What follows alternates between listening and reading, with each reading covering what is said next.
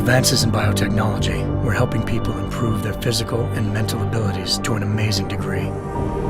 Provided, of course, they had enough money. A new breed of people was emerging, half human, half machine. And in Detroit, at least, not everyone was happy to see it. I'd just landed a job as head of security at Sarif Industries, a cutting-edge biotech firm. David Sarif himself handpicked me for the job, said he needed me to keep his people safe.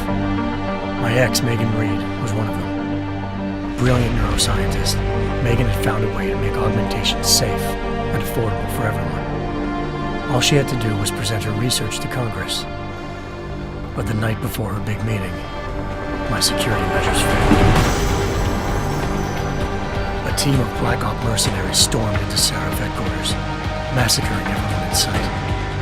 3 of the mercs were heavily augmented walking tanks. Their mission? Take out Megan and her team. I tried to stop them, but their leader tossed me through a plate glass wall.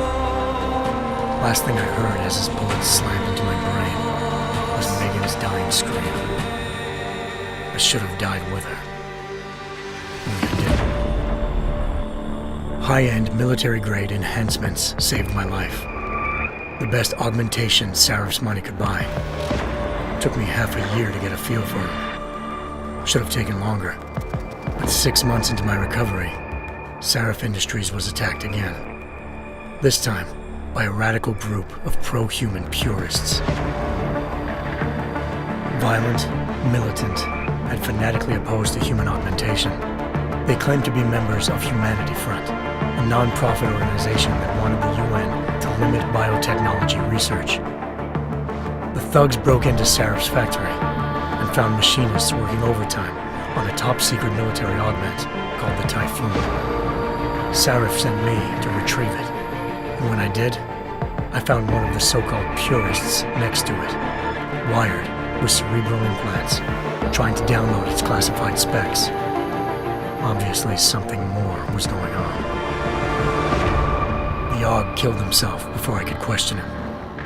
Sarif ordered me to dig deeper, so with the help of Frank Pritchard, Sarif's head of cybersecurity, I did. Turns out a second hacker had been controlling the AUG's actions from somewhere off-site.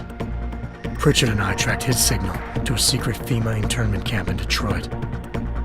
The Black Op mercenaries were there. The same mercs who'd left me for dead 6 months before. Figured they'd try again when they saw me. Wasn't so easy for them this time. I took out the tank named Barrett, even got him to give me a new lead. A penthouse apartment in China. Of course, we both knew it would be a trap in the end.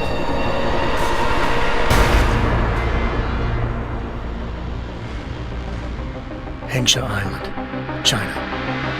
Home to a city so crowded, they had to build a second city on top of it. Trying to find clues in Hengsha wouldn't be easy. Lucky for me, I wasn't alone.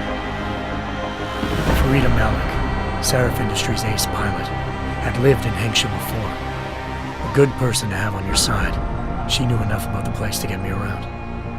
Malik dropped me in the lower city, close to the penthouse Barrett had told me about. Bell Tower Associates, a private security firm under contract to the Chinese government, had agents tossing the suite when I arrived. Just not for the reason I'd been expecting. Turns out the man who lived there was a criminal hacker named Van Bruggen. The same hacker who'd been remotely controlling the AUG in Sarif's factory. Van Bruggen's panicked decision to force the man to commit suicide had been a mistake. Now his mercenary partners were gunning for him, and I needed to find him before they did. Locating Van Bruggen meant playing nice with the Triads, Hengsha's organized crime lords. They had the hacker holed up inside a low-rent capsule hotel. By the time I found him, Van Bruggen had no qualms giving up the woman who hired him. Zhao Yunru, president of the Taiyang Medical Corporation. According to Van Bruggen, Zhao wanted to monopolize the augmentation industry and had hired Black Op mercenaries to destabilize her competition. Sarif Industries was at the top of her list. To prove this, I needed to get inside TYM and grab a surveillance hologram off a server. I suspected Van Bruggen was hiding something when he told me this, nothing could have prepared me for what I saw.